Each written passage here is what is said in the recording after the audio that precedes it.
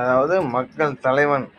நம்ம மக்கள் தலைவன் அப்படின்னு சொல்லும்போது சரி, ம மு ம மு அப்படின்னா அம்மா அப்படின்னா ஒரு வார்த்தை.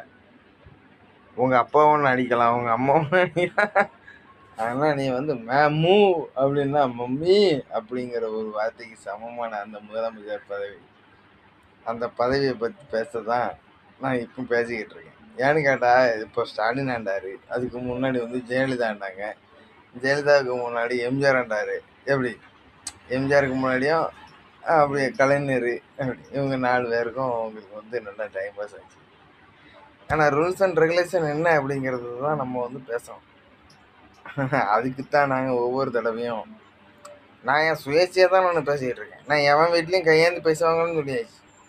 ஒரு பிச்சைக்காரன் நாய் வீட்டில் ஒரு தேவடியம்மா வீட்லேயும் நான் பணம் வாங்க மாட்டேன். உண்மையை தான் சொல்கிறேன்.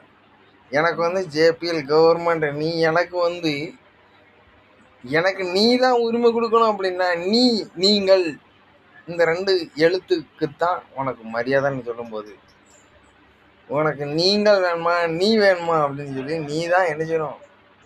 மக்கள் எனக்கு முதலமைச்சர் பற்றி கொடுத்த பிறகுதான் நம்ம பேச முடியும். அது வரைக்கும் நாம பேசாம தானே உட்காந்துருக்கணும். அதுதான் அதே போலதான் என்னுடைய பிளான்.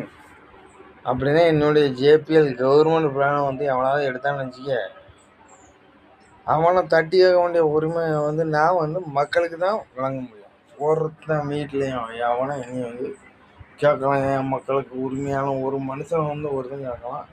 அதை நான் கேட்க முடியாட்டாலும், ஒரு நபரை கேட்க முடியாட்டாலும், என் மக்கள் என்னோட ஜேபிஎல் கவர்மெண்ட் அப்படிங்கிற ஒரு பிளான் இருக்குது. அந்த பிளானை மக்களுக்காண்டி நான் செயல்படுத்தக்கூடாதுன்னு எத்தனையோ பேர் நினைக்கலாம், எத்தனை கட்சிக்காரங்களும் நினைக்கலாம். ஏன்னா உலக கவர்மெண்ட்னு சொல்லி தான் நம்ம பேச முடியும். அவங்க